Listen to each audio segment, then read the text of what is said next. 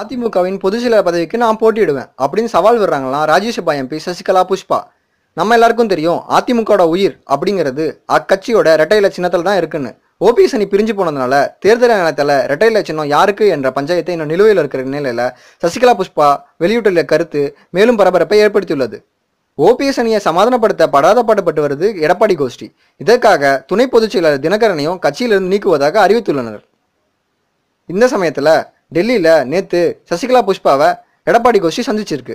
இதில் அவங்க என்ன சொல்லியிருக்காங்கன்னா, நான் சமாதானமாக தயாராக இல்லை, மேலும் அதிமுகவிலிருந்து என்ன நீக்குவதாக ராஜ்யசபா தலைவருக்கோ செயலாளருக்கோ ஜெயலலிதா எந்த கடிதமும் அனுப்பலை. இதனால் நான் அதிமுக உறுப்பினர் தான். அதோட அதிமுக பொதுச் செயலர் பதவிக்கு தேர்தலை நடத்தாமல் நான் ஓய மாட்டேன் அப்படின்னு சவால் விடுறாங்களாம் சசிகலா புஷ்பா. நடக்கிறது நடக்கட்டுங்க, நம்ம காத்திருந்து பார்ப்போம். இது போன்ற செய்திகளை உடனுக்குடன் அறிய டாப் நியூஸ் சேனலை சப்ஸ்கிரைப் செய்யுங்கள். நன்றி, வணக்கம்.